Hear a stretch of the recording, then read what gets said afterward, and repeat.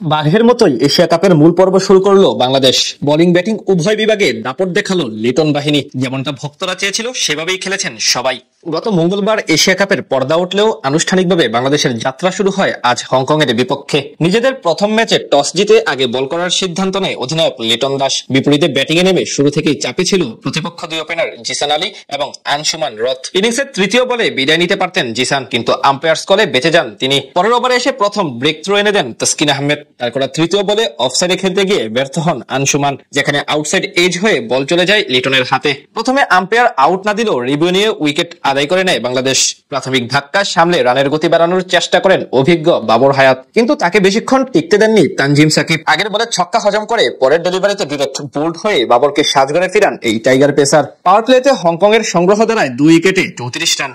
এক প্রান্ত থেকে অনেকটা ওয়ানডে মেজাজে এগিয়ে যাচ্ছিলেন ওপেনার জিসান আলী। 3-4 ও এক ছক্কার সাহায্যে 34 বলে 30 রান করা এই ব্যাটারকেও থামান তানজিম। এরপর টাইগার বোলারদের বিপক্ষে প্রতিরোধ গড়ে তোলেন নিজাকত খান এবং ইয়াসিম মর্তুজা। নিজাকত কিছুটা ধীরগতির হলেও চালিয়ে খেলতে থাকেন মর্তুজা। তার তাণ্ডবে রান রেট চলে যায় 7-এর উপরে। তাদের 47 রানের পার্টনারশিপ ভাঙে রান আউটের সুবাদে। 19 বলে 28 রান করে বিদায় নেন মর্তুজা। এরপর অবশ্য কমে যেতে থাকে হংকং এর রান তোলার গতি। টাইগার বোলারদের নিয়ন্ত্রিত বোলিং এ 7 উইকেট হারিয়ে 143 রান তোলে তারা। বল হাতে 2টি করে উইকেট নেন তানজিম হাসান সাকিব, তাসকিন আহমেদ এবং রিশাদ হোসেন।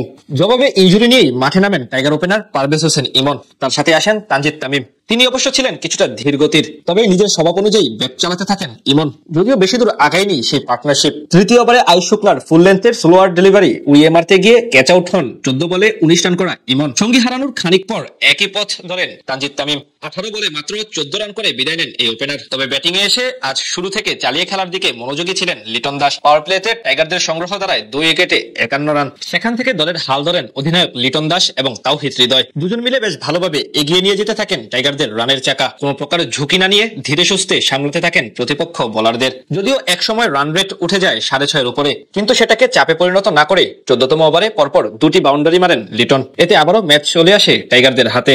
এরপর আর কোনো বড় ধরনের বিপদ আসতে দেননি এই দুইজন, অর্থাৎ সহজ জয় নিয়ে মাঠ ছাড়ে বাংলাদেশ, যার সুবাদে সুপার 4-এ এক পা দিয়ে রাখলো টিম টাইগার্স। এদিকে টানা 2 ম্যাচ হেরে টুর্নামেন্ট থেকে সবার আগে ছিটকে গেল হংকং ক্রিকেট দল।